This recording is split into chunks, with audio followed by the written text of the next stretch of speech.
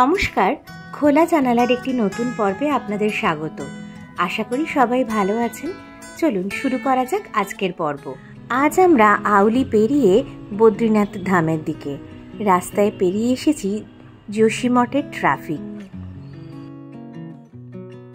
আর এই রাস্তায় প্রকৃতি অনেকটাই আলাদা। সবুজ পাহাড়ের জায়গায় প্রকৃতি অনেকটাই রুক্ষ, রাস্তাঘাট চওড়া, কারণ এই রাস্তাঘাট তৈরি হয়েছে মানুষের যাতায়াতের জন্য। এই রাস্তা দিয়ে চলেছে 4 ধামের বহু যাত্রী এবং রাস্তাঘাটে দেখা যাচ্ছে সেই 4 ধামের প্রচুর প্ল্যাকার্ড।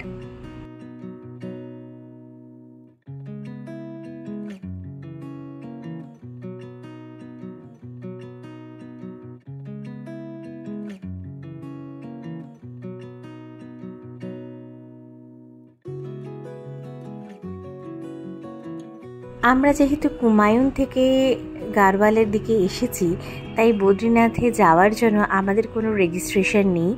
রাস্তায় পড়বে পাণ্ডুকেশ্বর চেকপোস্ট, সেখানে হয়তো আমাদের রেজিস্ট্রেশন করাতে হবে। তাই নিয়ে আমরা একটু ভাবনা চিন্তায় আছি, দেখা যাক রাস্তায় কি হয়।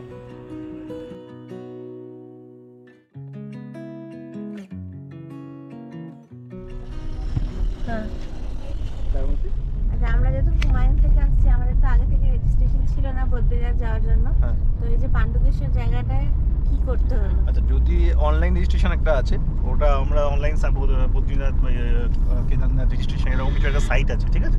তো সেখান থেকে আপনি রেজিস্ট্রেশন করে নিতে পারা যায় সবাই। যদি কোনোভাবে কোনো রেজিস্ট্রেশন না করা হয়ে থাকে, যেমন আমাদের ছিল না, তো আমাদের কোনো ভয় পাওয়ার কোনো ব্যাপার নয়। আপনার ডাইরেক্ট চলে আসবেন। যাওয়ার পথে এই যোশীমঠ থেকে এই বদ্রীনাথ যাওয়ার রাস্তাটার মধ্যে এই পাণ্ডুকেশ্বর জায়গাটা পড়বে। এইখানে ওরা একটা রেজিস্ট্রেশন, অফলাইন রেজিস্ট্রেশন সেন্টার করেছে, যেখানে শুধু আপনাকে বলতে হবে, আপনাকে আপনার আধার কার্ডটা নিয়ে যাবেন। ওরা আধার কার্ডের এন্ট্রিটা করবে, করে আপনার গাড়ির নাম্বার, যে গাড়িটা করে আপনি ট্রাভেল করছেন সেই গাড়িটার নাম্বার জানতে চাইবে, আর একটা ইমার্জেন্সি কন্ট্যাক্ট নাম্বার জানতে চাইবে। এই 3টে ইনফরমেশন দিলে ওরা তার সাথে আপনাকে আরেকবার প্রশ্ন করবে যে আপনার সাথে কটা মেল, কজন ফিমেল, কজন চিলড্রেন আছেন, এটা নিয়ে এন্ট্রি করে বাস ছেড়ে দেবে। শুধু এন্ট্রি করবে? হ্যাঁ, আর কিছু না। কোনো ফিস কিছু না, ওটা লেখাই আছে তো, ফ্রি। ওটা ফ্রি এন্ট্রি? হ্যাঁ, ফ্রি রেজিস্ট্রেশন। শুধু আধার দিয়ে, মানে শুধু আমাদের 3 জনের আধার লাগলো না? না, শুধু আমার একজনের আধার দিল, এবং তাই জন্য জিজ্ঞাসা করলো না কতজন মেল, কতজন ফিমেল, কতজন চিলড্রেন। তোমার আধার দিয়েই সবাই এন্ট্রি হয়ে গেল? হ্যাঁ, একদম ভয় পাওয়ার কোনো ব্যাপার নয়। ডাইরেক্ট আপনারা পাণ্ডুকেশ্বর চলে আসলে আপনাদের এই রেজিস্ট্রেশনটা করে দেওয়া যাবে।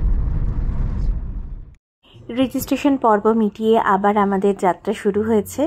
পাণ্ডুকেশ্বর পেরোবার পরেই রাস্তা আলাদা হয়ে গিয়েছে। যারা ভ্যালি অফ ফ্লাওয়ার্স যাবেন আর যাবেন হেমকুণ্ড সাহেব, যেটা পৃথিবীর সর্বোচ্চ শিখ গুরুদ্বারা, সেই রাস্তাটা আলাদা হয়ে গিয়েছে পাণ্ডুকেশ্বর পেরোবার পরেই। আর আমরা চলেছি বদ্রীনাথ ধামের দিকে। রাস্তা আর বেশি বাকি নেই, কিছু দূর গেলেই আমরা পৌঁছে যাব। গিয়ে আমাদের হোটেল খুঁজতে হবে আজ রাতের জন্য।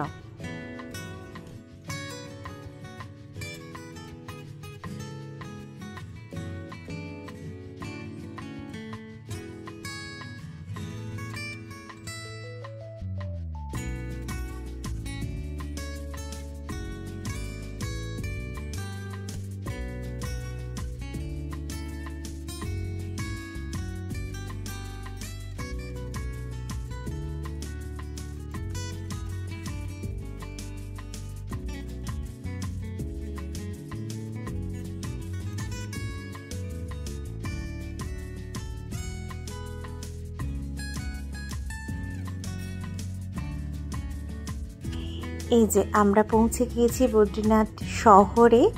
এবার একটা হোটেল খুঁজে লাগেজ রেখে আমরা লাঞ্চ সেরে নেব। দর্শনের জন্য আমরা বেছে নিয়েছিলাম সন্ধেবেলার সময়টি, যেহেতু দুপুরের দিকে প্রচুর ভিড় থাকে। হোটেল এখানে অসংখ্য, কিন্তু যেহেতু এখন সিজন চলছে তাই দামও পাল্লা দিয়ে সেরকমই বেশি। আমরা মাঝারি মাপের একটি হোটেল পেয়েছিলাম আজকে রাত্রি থাকার জন্য। সেখানে লাঞ্চ সেরে আমরা যাব প্রথমে মানা গ্রাম, যেটি এখন বলা হয় ভারতবর্ষের প্রথম গ্রাম, সেটি দেখতে।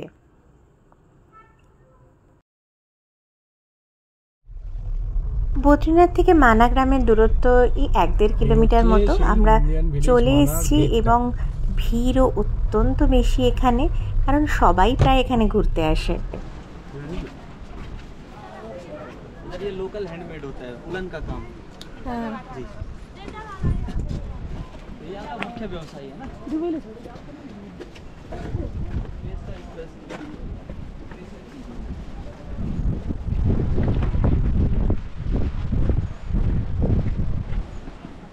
আমরা একটি গাইডের সাহায্য নিয়েছিলাম এই গ্রামটি ঘুরে দেখার জন্য। আর প্রথমেই যেটি দেখতে যাচ্ছি সেটি ক্ষেত্রপালজির মন্দির, যাকে স্থানীয় বিশ্বাস অনুযায়ী ভাবা হয় ইনি হচ্ছেন বদ্রীনাথের সিকিউরিটি গার্ড। না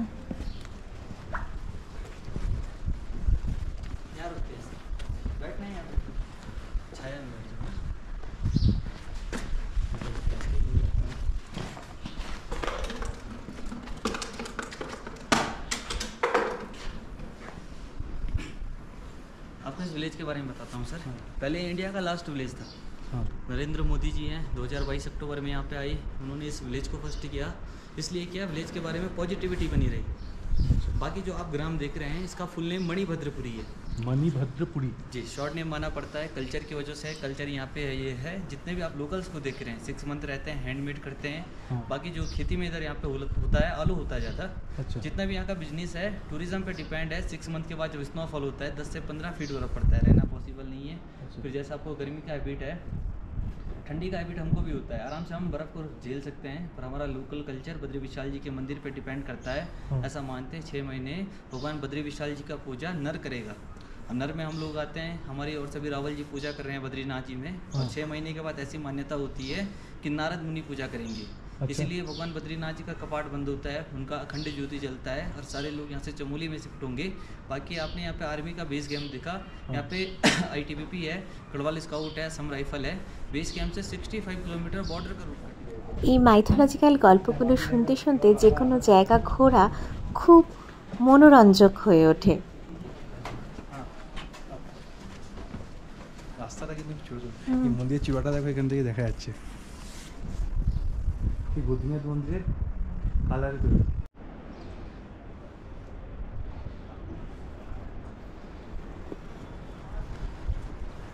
ये पानी के रिवर से आता है क्या? जी, इस रिवर से पानी पीते हैं आप लोग? रिवर से पीते हैं, झरने, ग्लेशियर। पानी तो बहुत साफ है यहाँ। এইখানে সরস্বতী নদী অলকানন্দা নদীর সাথে মিশে গেল। এরপরে এই নদীকে ভারতবর্ষে আর কোথাও দেখা যায় না। জনশ্রুতি বা বিশ্বাস অনুযায়ী প্রয়াগরাজ বা এলাহাবাদে 3 নদী গঙ্গা, যমুনা, সরস্বতী মিশছে, কিন্তু দেখা আর কোথাও যায় না। মাত্র 700-800 মিটার এই নদীকেই মাটির উপরে দেখতে পাওয়া যায়। ये कुबेर भी है। असल में जो कुबेर है आप जानते हैं धन के देवता है। आपने साउथ में तिरुपति बालाजी का नाम सुना होगा। साउथ में वेंकटेश्वर महाराज जी हैं, उन्होंने राजकुमारी पद्मावती के साथ हार्डवार से शादी करने के लिए जो कुबेर से धन का कर्जा लिया, इसी माउंटेन के ऊपर से लिया, तब इसे माउंटेन कुबेर पीक के नाम से फेमस है। आज भी मानते हैं तिरुपति बालाजी को कर्ज को चुका नहीं पाए, उन्होंने अपनी शादी के लिए दिया। लोग जाते हैं उनके टेम्पल में सबसे ज़्यादा गोल्ड को चढ़ाते हैं, इसी आस्था के कारण वो चढ़ाते हैं कि तिरुपति बालाजी का कर्ज कम हो सके। माउंटेन है ये नारदपुर में, वाटरफॉल गिर रहा है। असल में इस वाटरफॉल आप देख रहे हैं, ये वसुंधरा वाटरफॉल है। वही वसुंधरा वाटरफॉल्स है। असल में आपने एक साउथ इंडियन मूवी देखा, ভারতবর্ষ জুড়ে কত যে জনশ্রুতি আর কত যে মিথ ছড়িয়ে আছে তা ভারতবর্ষ ঘুরে বেড়ালেই মনে হয় জেনে বুঝে ওঠা সম্ভব। আর কিছু দূর পরেই আমরা ঘুরে দেখব গণেশ এবং ব্যাসদেবের গুহা। মাইথোলজি অনুযায়ী এখানে বসেই লেখা হয়েছিল মহাভারত, এবং সেই মহাভারতে যখন সরস্বতীর প্রচুর গুণকীর্তন করা হচ্ছিল, সেটি শুনে সরস্বতী এতই অহংকারী হয়ে পড়েছিলেন যে তার গর্জন বেড়ে গিয়েছিল। তখন বারবার অনুরোধ সত্ত্বেও তার গর্জন উনি কমাতে পারেননি। তাই শুনে ব্যাসদেব তখন তাকে অভিশাপ দেন যে তাকে ভারতবর্ষের আর কোথাও দেখতে পাওয়া যাবে না। সেই অভিসম্পাতেই সরস্বতী মাটির নিচে প্রবেশ করে এবং তাকে ভারতবর্ষের আর কোথাও দেখতে পাওয়া যায় না। এই হলো সেই গণেশ গুহা। বিশ্বাস অনুযায়ী এখানে বসেই লেখা হয়েছিল মহাভারত। কিছুটা ওপরেই আছে ব্যাসদেবের গুহা, ততটা ওপরে আর সেদিনকে আমরা উঠিনি।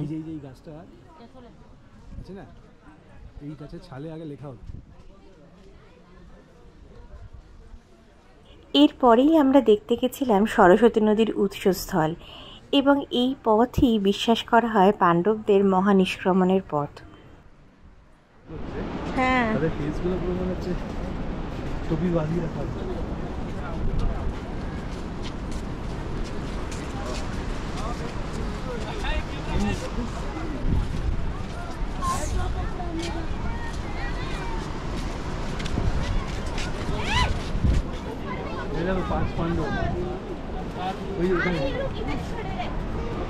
ও ওইখানে না, ওটাই আমি অনেক দূর থেকে ভাবছিলাম যে ওটা কি।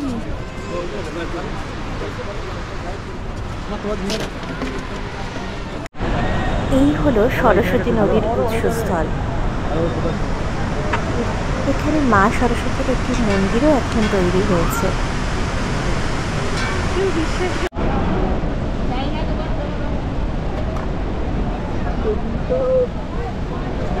ঠিক আছে আনা।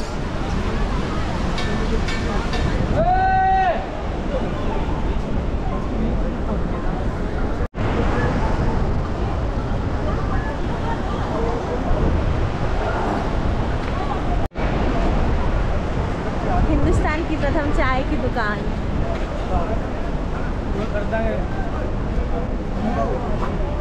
এখানে বিক্রি হচ্ছে সরস্বতী নদীর জল। এত ভয়ঙ্কর সরস্বতী নদী, যে নদী নাকি পরে আর যার অস্তিত্ব নেই।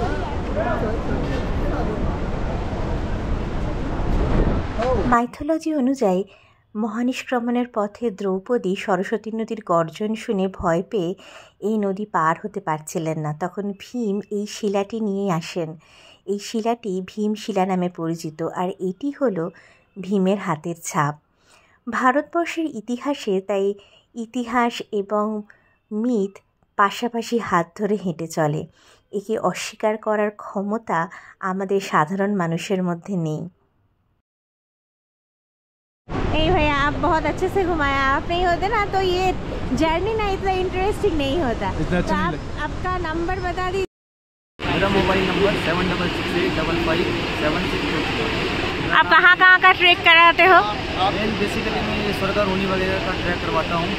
बाकी वैली ऑफ फ्लावर, आपका पंची केदार, पंची बद्री, 7 बद्री है, इन सभी का दर्शन वगैरह करवाते हैं। ट्रैक ये जर्नी हम लोग का बहुत इंटरेस्टिंग रहा आपके साथ। Thank you. মানা গ্রাম থেকে ফিরে সন্ধ্যে 6টা নাগাদ আমরা গেলাম বদ্রী বিশালজির দর্শনে। সময় লেগেছিল ঘন্টা 2 মতো। অলকানন্দার তীরে অবস্থিত এই অসম্ভব সুন্দর রঙিন মন্দির ভিতর বদ্রী বিশালজির দর্শন করে আমরা অন্তর থেকে শ্রদ্ধা জানালাম। দর্শন হয়ে গেল আমাদের 4 ধামের এক ধাম। পরের দিন আমরা বেরিয়ে পড়েছি আবার সকাল সকাল ব্রেকফাস্ট সেরে। আর এই দিনে আমাদের যাত্রাপথটি কিন্তু অনেকটাই লম্বা। আজকে আমরা বদ্রীনাথ থেকে সরাসরি যাব হরিদ্বার, আর আজকে আমাদের যাত্রাপথটি কিন্তু প্রয়াগ যাত্রা। কেন বলছি শুনুন। বদ্রীনাথ থেকে হরিদ্বার যাওয়ার পথে অলকানন্দা নদী 5টি গুরুত্বপূর্ণ নদীর সাথে মিশছে, তাই একে বলা হয় পঞ্চপ্রয়াগ। প্রথম এই যে জায়গায় আমরা নেমেছি, এই জায়গাটির নাম বিষ্ণুপ্রয়াগ।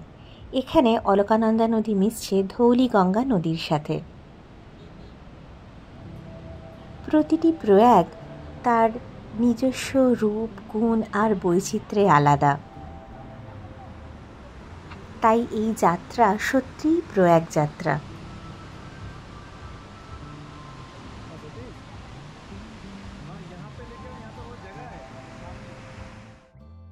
এই জায়গাটি নন্দপ্রয়াগ। এখানে অলকানন্দা নদী মিশেছে নন্দাকিনী নদীর সাথে।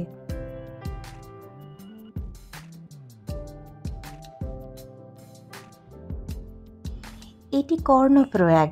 এখানে অলকানন্দা মিশছে পিণ্ডার নদীর সাথে। এই জায়গাটি আমরা বদ্রীনাথ আসার সময়ও পেয়েছিলাম, আবার পেরোলাম হরিদ্বার যাওয়ার পথে।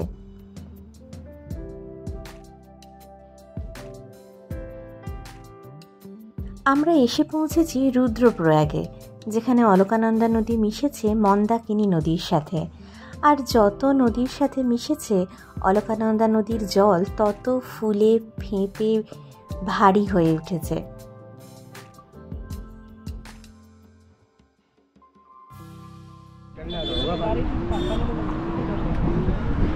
এখানে পুরো রংটা বোঝা যাচ্ছে, দুটো নদীর যে আলাদা রং একদম সুন্দর বোঝা যাচ্ছে। নীলটা হচ্ছে ভাগীরথী আর ব্রাউনটা হচ্ছে অলকানন্দা। হ্যাঁ, যেটা বাঁ দিক থেকে আসছে সেটা হচ্ছে ভাগীরথী, আর যেটা সোজা আসছে সেটা হচ্ছে অলকানন্দা।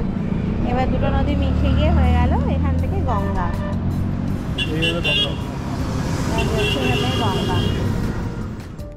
আমরা এখন দেবপ্রয়াগে, যেখানে অলকানন্দা নদী ফাইনালি মিশে গেল ভাগীরথী নদীর সাথে।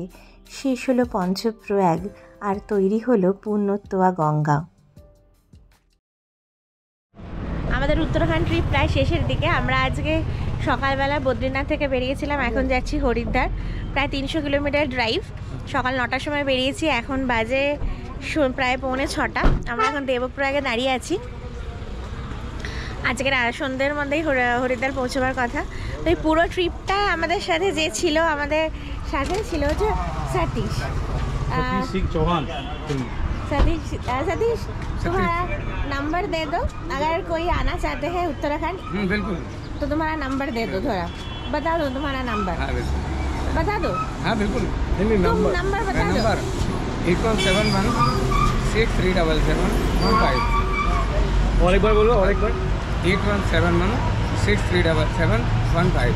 अदरवाइज भी किसी इंक्वायरी के लिए पता कर सकते हैं। উত্তরাখণ্ড ট্রিপ আমাদের এটা সেকেন্ড টাইম সতীশের সাথে। তো আমি ওর নাম্বারটা নিচে দিয়েও দেবো। ও খুব সুন্দরভাবে আমাদের এতদিন ঘোরালো।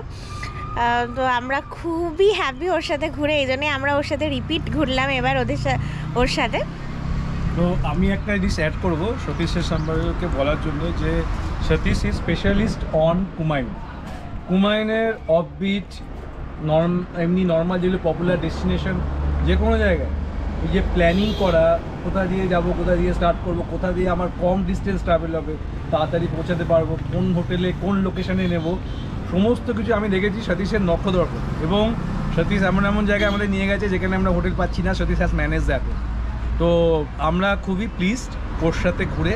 এবং আমি রেকমেন্ড করি যে যখন নাম্বারটা আমরা যখন চ্যানেলে দিয়ে দেবো, যে যে কেউ প্ল্যান করতে পার্টিকুলারলি কুমায়ুন এবং গাড়োয়ালে উত্তরাখণ্ড হচ্ছে, কারণ আমরা গাড়োয়ালে আমরা তো আউলিতে ছিলাম, বদ্রীনাথে ছিলাম, ও চারধাম যাত্রাও করায়। তো যে কোনো উত্তরাখণ্ডের যে কোনো ট্যুরে যদি কেউ যেতে চায়, আমি রেকমেন্ড করবো ওর সাথে কানেক্ট করে প্ল্যান করে, ও গাড়ি থেকে শুরু করে। এবং সেটা যদি মানে আমরা তো ধরুন একটা ডিজায়ারে ঘুরেছি, ও নিজের ডিজায়ারে, কিন্তু ডিজায়ার ছাড়াও যদি কেউ যদি হচ্ছে বড় বাস মানে হচ্ছে যেটা আমাদের ট্রাভেলার যেগুলো আছে, সেই বাসেও ওগুলো নিয়ে যায়, ট্যুর করায়। ও দরকার পড়লে কিচেন সমেত ট্যুর করায়, মানে একদম কিচেন নিজে নিয়ে বাঙালি খাবার ওদের বাঙালি সঙ্গে সমস্ত কিছু ট্যুর করায়। এবং ও হোটেল থেকে শুরু করে সমস্ত কিছু ও প্ল্যান করেছে। তো আমি বলবো যদি যে কেউ, আমি ওকে রেকমেন্ড করছি, যে কেউ যদি উত্তরাখণ্ডে ট্যুর করতে চাও, কুমায়ুন হোক, গাড়োয়াল হোক, চারধাম হোক, I recommend him, contact with him and plan that. আজ আসি তাহলে, আপনাদের সাথে দেখা হবে আবার হরিদ্বার পৌঁছে। ভালো থাকবেন সকলে, নমস্কার।